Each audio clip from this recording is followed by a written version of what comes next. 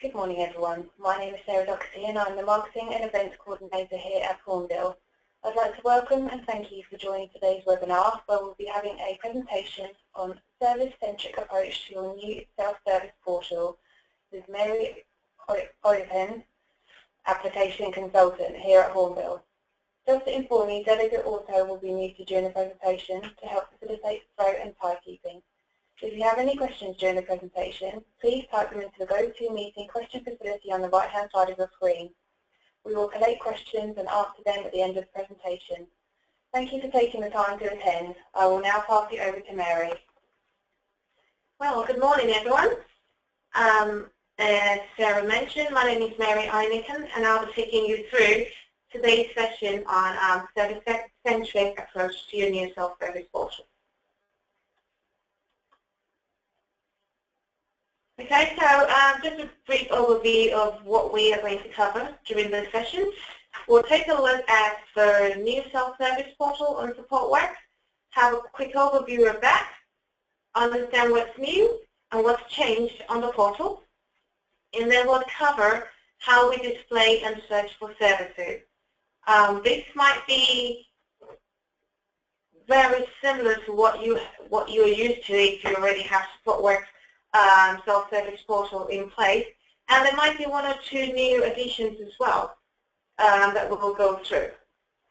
Then we'll go through the wizard and look at ways in which we can obtain information from our customers and gather details via a structured set of questions that we can display on the portal as well. Then we'll take a look at request authorization, see how customers can manage authorization on the self-service portal, and also look at some new features around that element as well. Then we'll take a look at notifications in general, how we display notifications relating to the request, to different services, and any other ad hoc notifications that we might wish to communicate with our customers. And then we'll take a look at self-service administration, which is a new functionality which has been introduced on this portal. And finally, we'll take a look at some background settings which you need to familiarize yourself with. So now we're just going to jump into those new self-service portal and have a quick overview of that.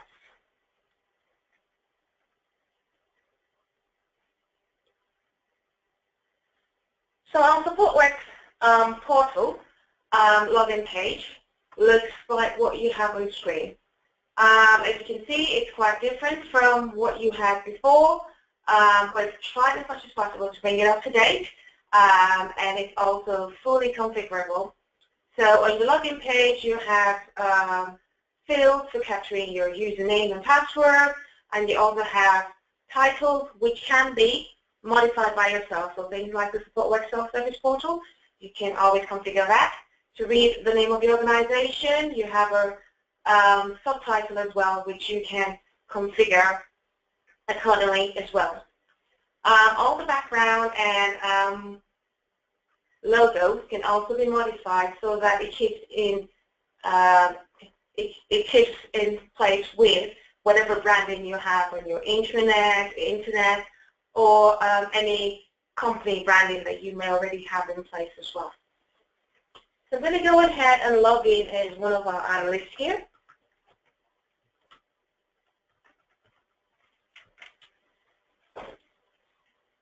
And immediately it provides you, or it takes you over to a landing page. Again, this is fully configurable, so you have things like logos that can be changed, you have things like subtitles that can be modified as well. The self-service portal is all about making it easy for your customers to be able to get in touch with the service desk. Now, we know that customers contact the service desk for three main reasons. One, to request information. Two, to have access to the services that you offer for your service catalog. And three, to track any requests that they have logged already with you. And the landing page kind of covers all those scenarios. We have a list of services that can be accessed by your service catalog. We have a bit for the request, so customers can track and update any calls that they have logged already. They can check the progress of it without having to ring or email your service desk. They can also raise new calls via the Support Me option on the homepage. If you've got a knowledge base, which has got loads of articles that would be of use to your customers, this could be solutions to past issues that the service desk has come across, or it could be a case of having user guides, FAQs, all that content can be stored on your knowledge base as well. And it makes it easier for your customers to have access to such information without having to ring the service desk or send them emails every time they need that information. And finally, we're able to manage authorizations on the self-service portal as well. The tabs that you see across the top, or the gadgets that you see across the top, are dynamically displayed. So for example, if you haven't got any authorizations pending, you wouldn't see the authorization tab, and when you do have authorization pending, the tab is displayed. Now the main purpose of going through this development of the new self-service portal is to ensure that you have the same experience across different browsers and across different items as well. So for example, when you're viewing the self-service portal on a web browser, on a laptop for example, you should have exactly the same experience as when you're viewing it on a tablet. Doesn't really matter if you're viewing on a tablet in portrait or landscape mode. And also if you are viewing the self-service portal on a mobile device, you should really have exactly the same experience. And that's what's gone behind the new approach that we have to your self-service. Now going back to services and our customers and what they actually want or what they aim for when they go to our self-service portal, it's about having the information that customers require available to them readily and easily as well, in a very convenient manner. So a customer should be able to go into a self-service portal and log a call regardless of the time of the day. A service desk might be open from 9 to 5, for example, but that doesn't mean the issues the customers experience necessarily take place within those hours. A customer might experience a problem at 6 p.m., for example, and having an access to your self-service portal makes it easy for them to raise those requests to a service desk, or they might even just want to go through and search through your knowledge base to see if there are solutions to similar issues that they are experiencing. Taking all this into consideration, we've actually designed the self-service to make it easy for customers to access the information that they need when they do require it. So we're going to start up. So that's we're going to start up with another overview of the gadgets and elements that we have on the main homepage. So as you can see, we kind of split the homepage into different sections to manage different areas of that our customers might be interested in.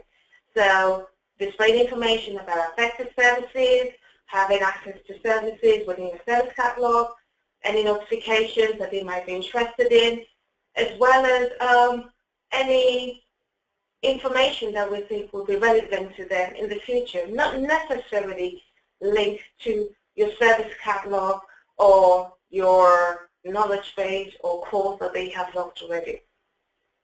So that's a brief overview of our self-service portal.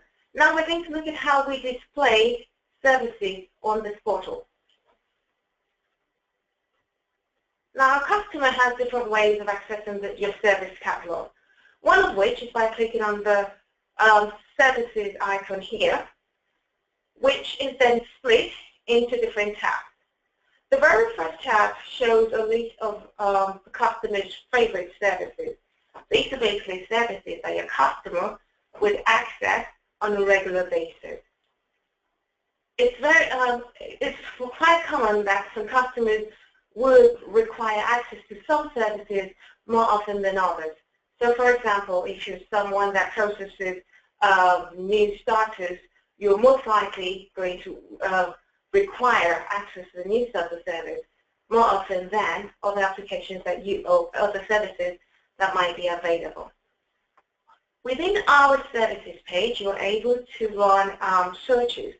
So a customer can filter a list of services either by category or they could just run a search with the system.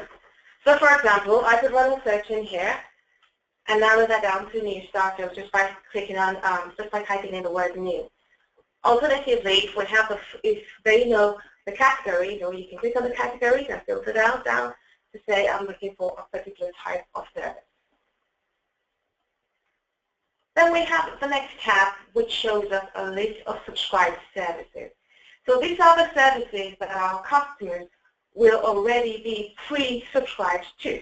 So it's readily available to them, and they can raise a request against such services. Again, keeping this a little bit consistent with what you're used to, we have two main buttons in here. So you have a Support Me button, which allows you to raise incidents, and a Raise Request button, which allows you to submit service requests against the same service. So it could be a scenario where I need access to a new desktop application, or I'm having a problem with one of the desktop applications that I have installed already. Again, you can have a whole list of services displayed, and customers can filter based on category. So I can narrow that down to see all those services that are within the IT services identification category, and that narrows down my list. Or I might just want to search based on specific words, and that narrows down the list as well. This becomes very useful when you have quite a number of services that you offer. Now, adding your services to your favorite list is as easy as clicking on a button. So you have an icon next to each of the services. Clicking on it allows you to add that into favorites. Okay. Similarly, with all the services that we have displayed, you can click on one of the services and view more details regarding that service on the right-hand side of the screen. So that includes any descriptions and details that you have specified within the client, so that that's displayed within the self-service portal to your customers as well, gives them a brief description of what that service is all about. You can also provide details around the features of that service. So in this example, we have details relating to this service, which the customer can then go through and verify that this is the right service that they require access to. We also provide details about any action requests that you may have logged against that service, as well as any closed requests which may have been logged against the service as well. And this thing continues across the different tabs. So when I go onto the My Subscribed Services tab, I can click on any of the applications again and view the details against those services. We can see any requests that have been logged against the service, and we can also raise a new request from here. So your customers can go ahead and raise a call against that service. So we go back to the Services tab, and you also have another tab here for services which you own. Now the Services I Own tab would only be populated if you're a service owner on Supportworks. So when we're creating our services, we have the ability to specify a service owner. And the service owner would normally have conversations with you as a business relating to that service, and if there are any modifications that need to be made against the service, any improvements, any new components to be displayed, that conversation would normally take place between your business and the service owner. Again, the service owner is able to view details about the service, and clicking on any of the services there will provide you with general information about it. They have details about the business overview, what kind of service is it, how many subscribers do we have, Is it operational? What are the maximum number of users that can be subscribed to that service as well? So that kind of information is available to your service owner. We also display any dependencies that we can have around that service, so parent and child dependencies, as well as any service options. So there might be components that are linked to the service. In this example, we have an Active Directory server, desktop, swipe cards application that would be included, and it gives you the cost and the price as well. And it gives a high-level overview of the service to the business owner. And finally, we have a tab for service level. So any associated cost against the service is also available to the service owner. You have a cost summary and a request cost breakdown. So this also gives all the details that a service owner needs to make the right and informed decision, all straight from the portal as well. And then finally, we have the add services. So in here, you're able to specify any services which your customers might not be subscribed to at present, but they could have access to it via subscription in the future. So that is an overview of our services menu on Supportworks. Now, the most important thing in here is that you don't have to know which category a specific service is set up under for you to be able to access that service. Regardless of the number of services you have, you've been subscribed to, you're able to run a search and get the information you need as and when you require it. Now we're going to go through the services and take a look at the wizards that sit behind them. Now if we take the new starter wizard, for example, we have some details which we need to gather from a customer. These are gathered via a series of questions which are designed to gather the right information at the right time, and using a decision tree allows us to go down a certain route of questions to the customer. Now we gather these rare wizards, and if this is something that you already have set up, then there are one or two changes around the wizards that you need to be aware of. Now we have different wizard questions that are presented to customers. We have information questions, and this allows us to gather text from customers, and we also have multiple selection kind of questions that are also presented to customers. And so you have things such as your radio buttons, your checkboxes, drop-down lists, which are all available similar to what you had before. Now, because of the changes that we've had in the background, some of these questions operate slightly different from the way they did in previous versions of the self-service portal. When you set up Supportworks, the first thing that happens within the wizard is that you have a wizard converter which you can click on within the client. This allows you to identify any wizards that you have pre-configured which do not fit into the new set of questions that we do have. Those are flagged up, and the wizard convert utility takes you through each of those questions one by one in order to ensure that the necessary conversion takes place to make it compatible with the new way of working. So with regard to the wizards in here, it's very similar to what you had before. You have a series of steps that can be created within a wizard, and you have a series of questions within each step of the wizard as well. So we're just going to work our way through the wizard in here. So we've got the employee's first name, for example. I'm going to say Anne, and surname, Joseph.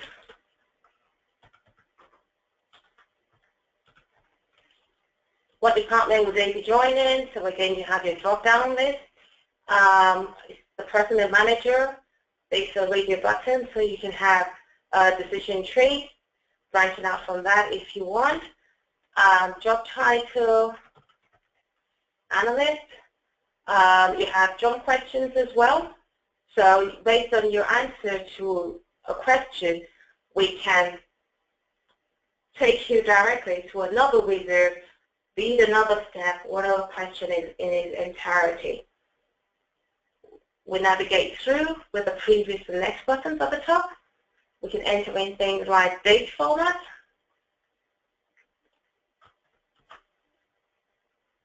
We have our standard components, which are set up against the services. Those are displayed. You can have. Hello, can I ask a question?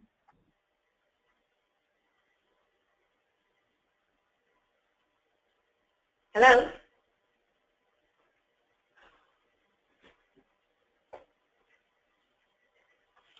Okay, so we can take questions at the end of the session. Those can be entered into the question panel on your screen. Okay. And then we have our service options as well, which shows us a service level that relates to this particular wizard. And we can then submit that on the portal, and that provides you with details of the wizard.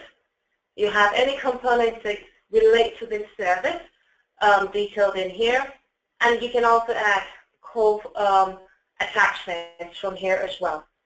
So what you would notice is that these tabs that are displayed are quite different to what you were probably used to before. So you had about 5 or 6 tabs with different elements of the request displayed on the portal. Now with this, we're able to group them much better. So you have the call diary, you have the components, you have the attachments, you can update calls as well. So you can apply updates to the call.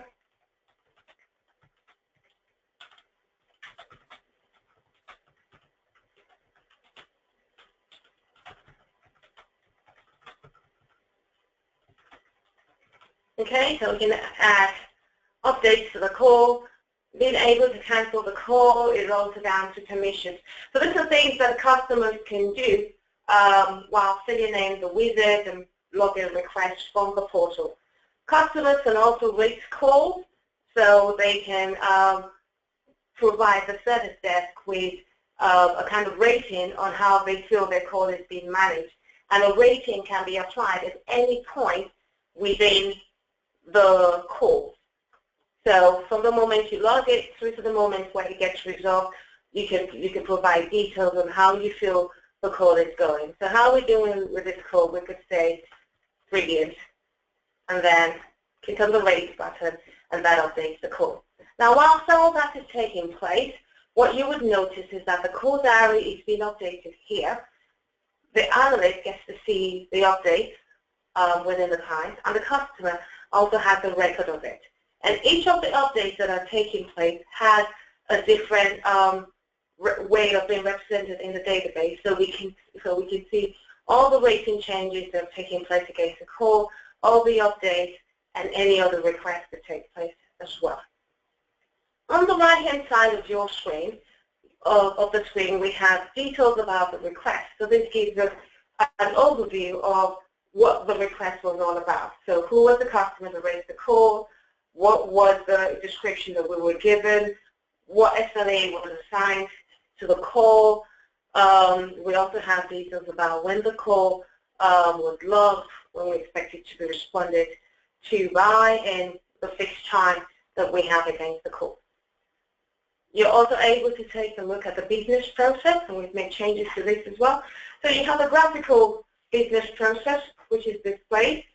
If you already have services displayed in the self-service portal, that will come through and be displayed in the with the new images when you upgrade or install the versions of the new self-service portal.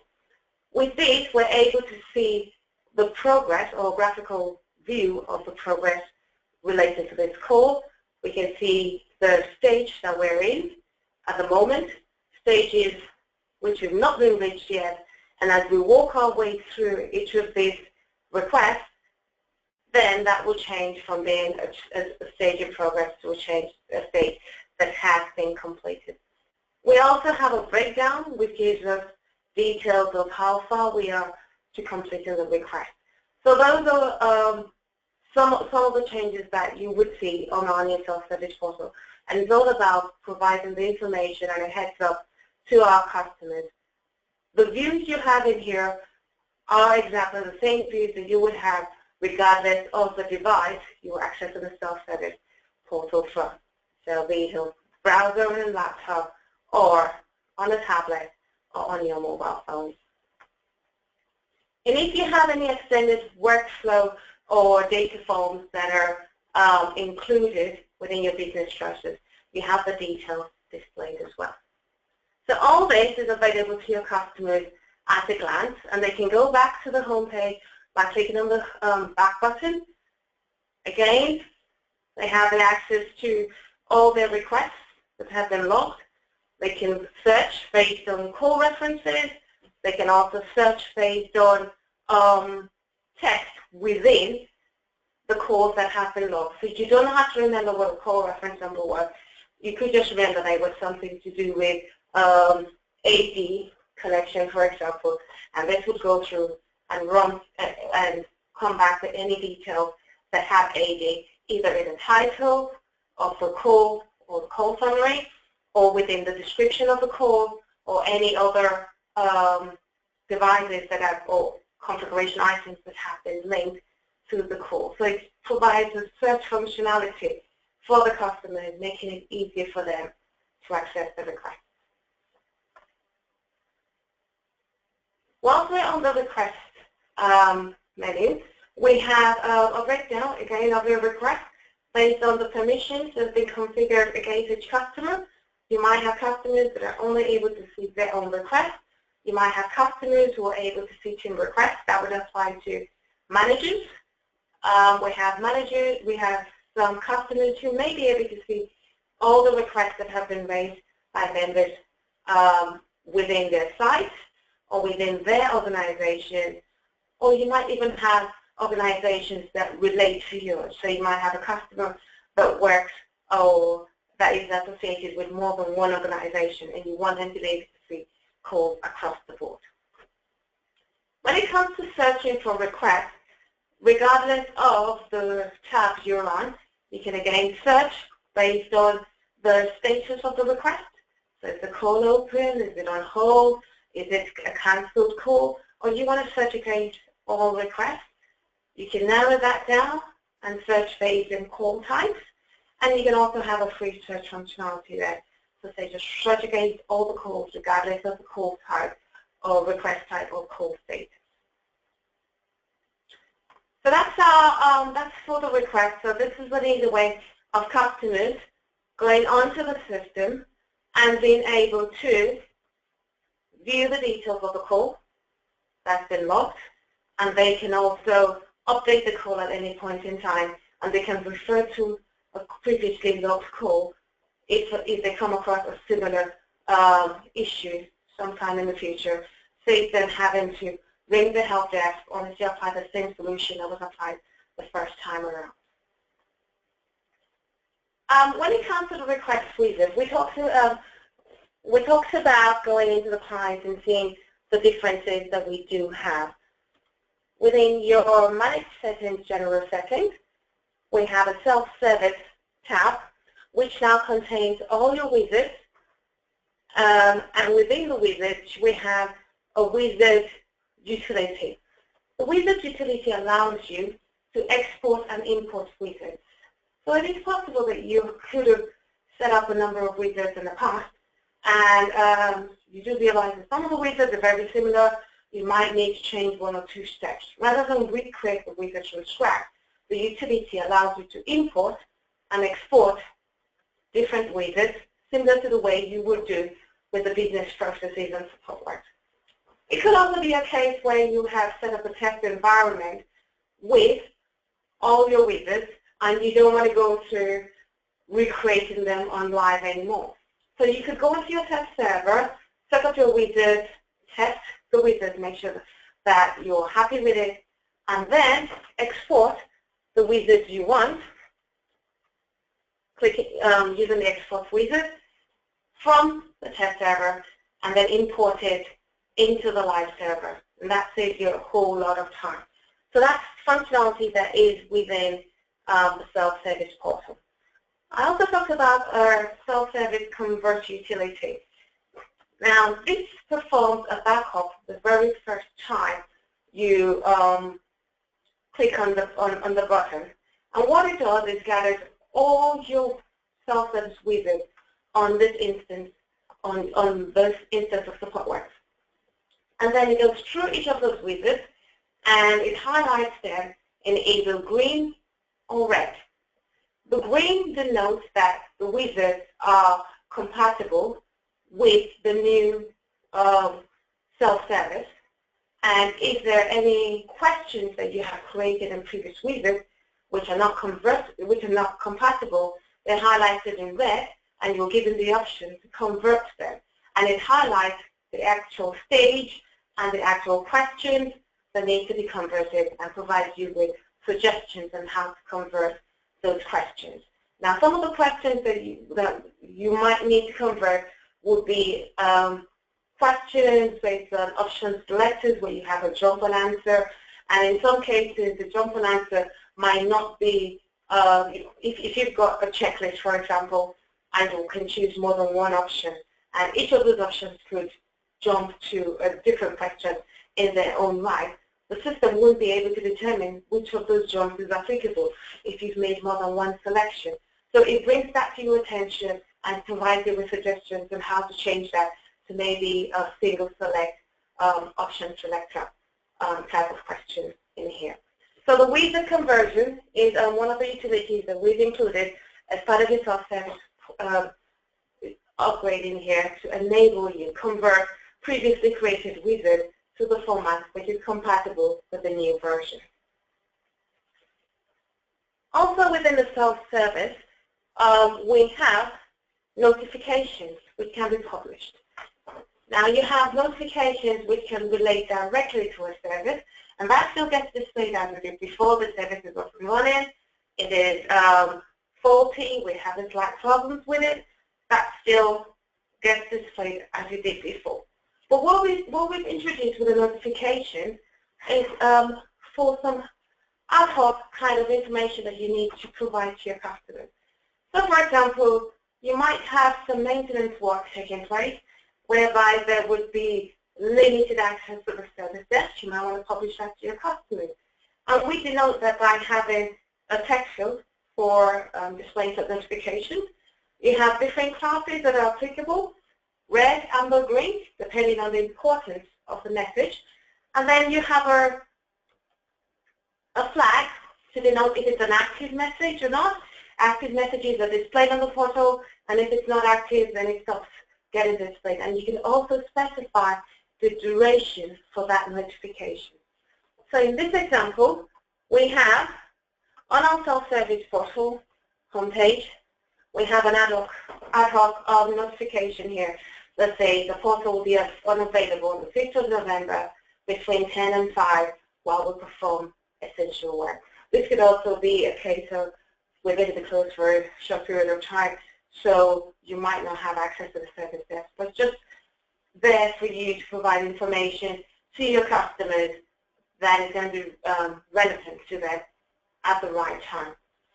The fact that we have a date format, or we have date set, an active date set against each notification, means you eliminate the risk of forgetting to turn off a notification. How many times have we seen scenarios where notifications are placed on the self-service portal and then we've forgotten to take it off when it's expired? With this, the responsibility is no longer on the analyst to remember to take that off, because once the expiry date on that notification approaches, the system will turn it off automatically.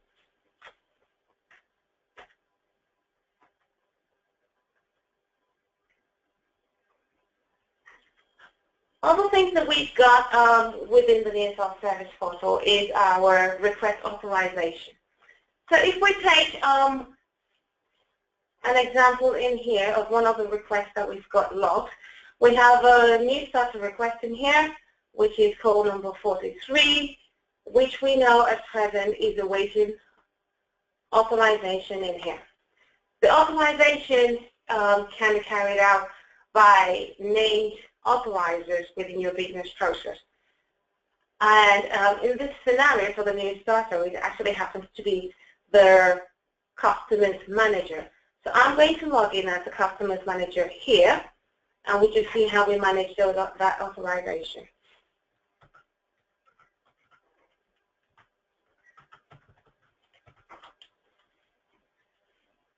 Okay, so logged in as Steve, who happens to be Anna's manager, and he can see that he's got authorizations pending when it logs onto the self-service portal, or if he's been on the portal doing other things, he can see from the heads-up display in here that he's got authorization pending. Whichever way he decides to go into the call, he can take a look at the details of the call,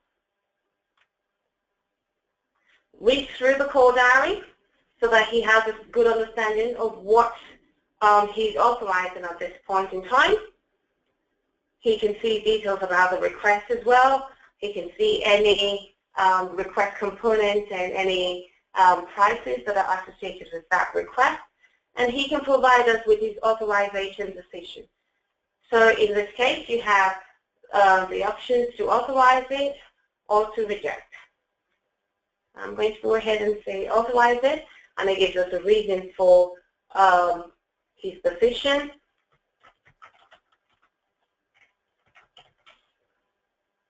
So we can apply the authorization decision, and that call can then proceed to the next stage of the process. So now that's been completed, we're now waiting for it to be actually delivered. Now, the customer and the customer's manager are not the only people that can authorize calls from the self-service portal. We have licensed approvers who can also authorize calls without being directly related to the call. So for example, if you have a budget manager within the organization who has to sign off some requests, they don't necessarily have to be the customer, and they don't have to be the customer's direct manager to sign that off. Now, we have the licensed manager included as part of our business process now.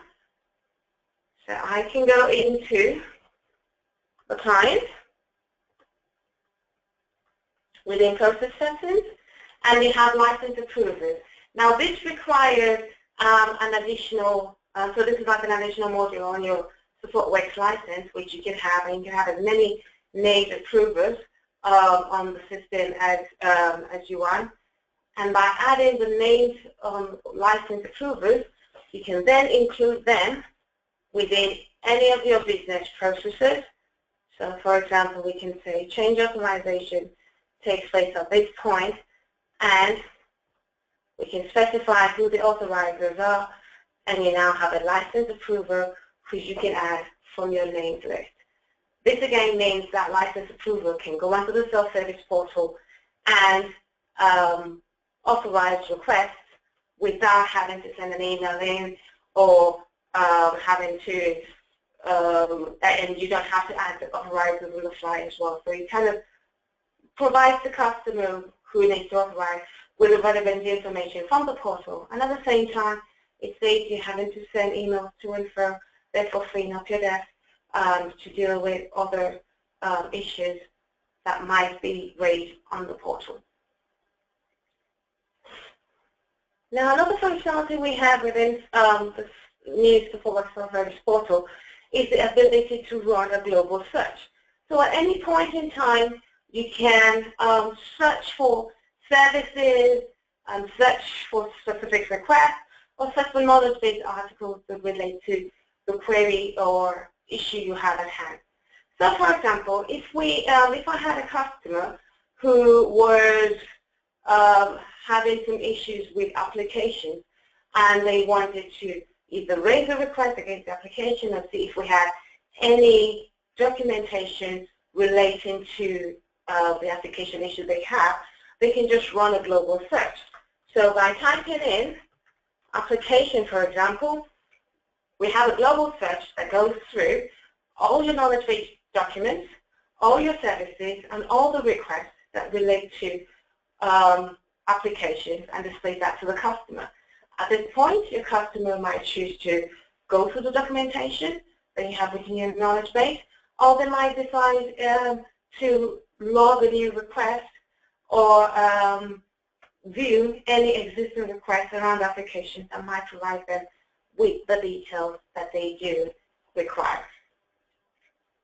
And then finally, we have a new concept on the self-service portal of a self-service administrator. Now, we're aware that there are some of our customers that require changes to be made on the self-service portal, but the people who are in charge of the portal are not necessarily the people tasked with the day-to-day administration of Supportworks.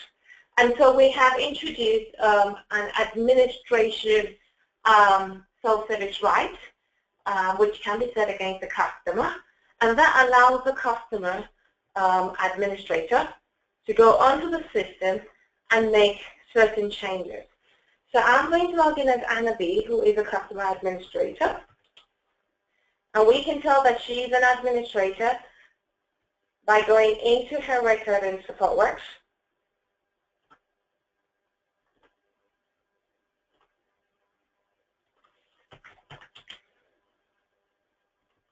Where we have this new setting checked as administrator. And what does that allow Anna to do? It allows her to make changes across the request and have those changes rolled out to every user of your self-service instance. And to do that, we have a little administration clock there, which you can click on, and you can configure the views that are available to customers. So in this case, you can go in and select different tables that you want the data displayed on the self-service portal to be derived from. And we can also add new columns to the different tabs within the request view. So for example, we can go into the open call table and select the owner field, and we can call that request owner. You can also change the number of records that are displayed on each page. When you're happy with your modifications, you click on Save and Close, and now we have a new field in there called Request Owner. And the fields and columns that you have displayed on each tab can vary. So we don't have Request Owner on this tab, for example, but we have on the previous tab. And so the administrator can go into Supportworks and make those changes that are then applied across the board to everybody else. We would recommend that when it comes to the self-service administration, that you limit the number of customers that have access to that, because whatever change they make then becomes available to everyone else on the system. Okay. And then finally, we have some rights and permissions which relate to the changes that have been made on the self-service portal. We talked about the administration options, so being able to make modifications on the self-service portal and have that displayed across the board when it comes to the columns, the fields that are displayed, and where the data is presented from. We also have the option of having different self-service instances where you can reset, you can send password reset emails directly to customers. You can unlock self-service instances. This again are rights driven, so there are limited analysts that can do that based on the rights that you provide. we talked about going into the self-service wizard convert option in here, in order to convert any old self-service wizards that you've got to the new format, as well as being able to copy, export, and import any previously created wizards, and that could be applicable if you've got a number of wizards created on test that you want to transfer over to the live instance. So just as a recap, the new self-service portal here is focused around your services. It takes the services right there in the center of it all and builds around it. So we have all these searches that are based on the services that you've got within your catalog, services you've got requests against, knowledge-based articles that you've got, and it's all about making it accessible and easy for your customers to use, and giving them the same experience regardless of the device that is used in accessing your self-service portal. Okay, and that brings us to the end of today's session, and we'll just go through any questions that you've raised so far.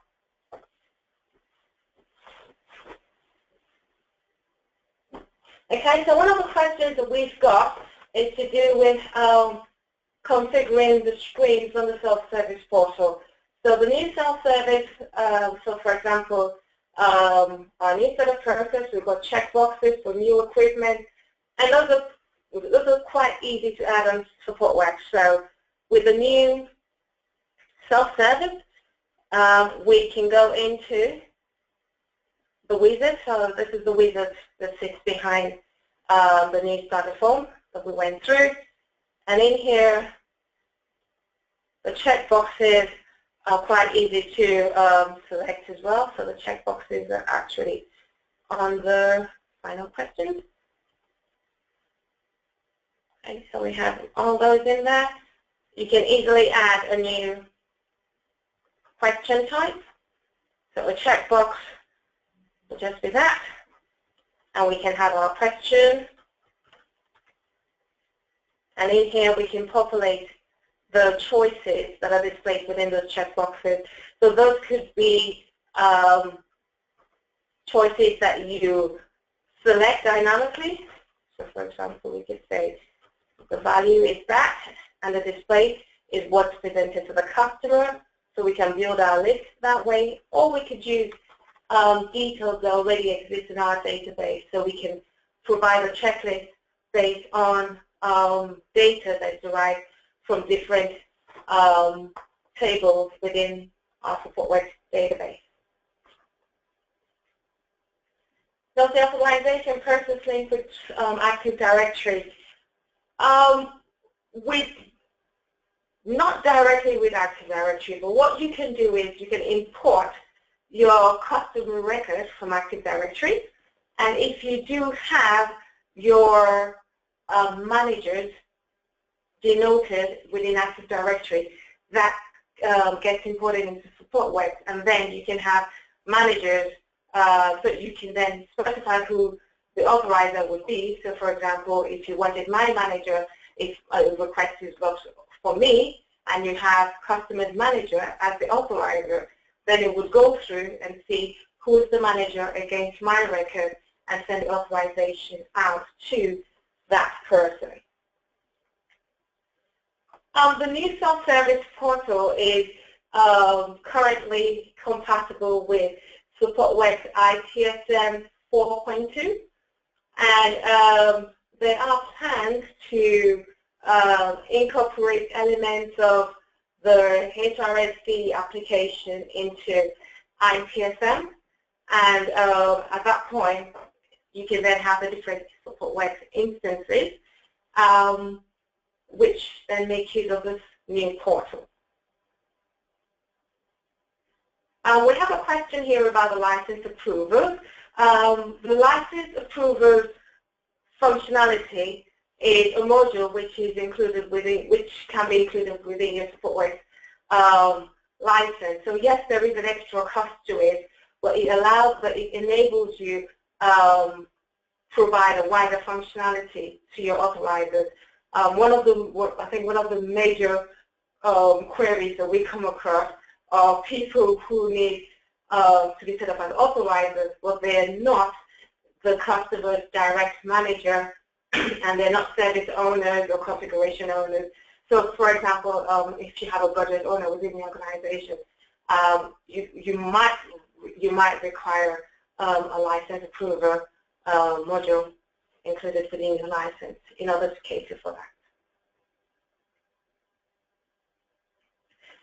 When it comes to the knowledge base, we do have a number of formats that are compatible. So you can have your, when you're setting up your knowledge base, you can set them up in HTML formats, for example. I think we might have, so let's go for update. Okay, so you can have your free text, you can have external documents that can be added via HTML. You can also embed videos, you can embed PDFs, for example. So it's pretty much quite open what you can do with the knowledge base and the files and documents that you can add to it. All the features that we have demonstrated in the session today are all available within Supportworks 8.2 and ITSM 4.2 and onwards. So if you've got those versions installed, you would have the new self-service with all the underlying functionality as well. Now we have a question about the main and login page and how configurable they are. Now, when it comes to your main Supportworks page, they are quite configurable, similar to what we had previously on the existing self-service portal. So all these can be changed. You can have your own logo, your branding. You can have your colors in the background, and the same also goes for the login page, the main Supportworks login page. So you could change that from our colors and our background index to yours. It's all about making sure that it integrates seamlessly with your intranet or internet. So all those are just a set of CSS files that you can configure.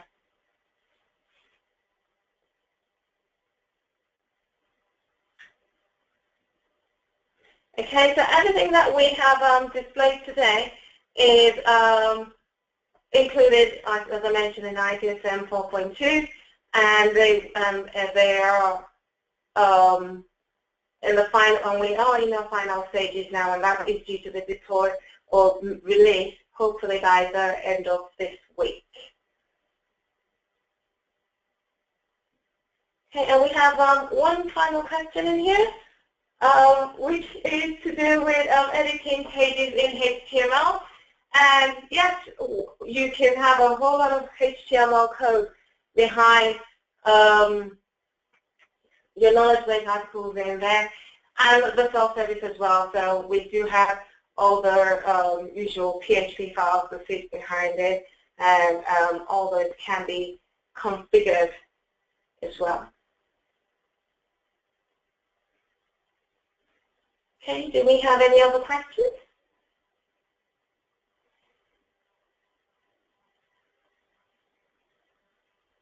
Okay, thank you very much for your time today. Thank you, Mary, for taking us through that presentation. I hope everyone found it useful. If you have any additional questions, please do not hesitate to contact me or your relationship manager. Finally, thank you everyone for your time today. Goodbye.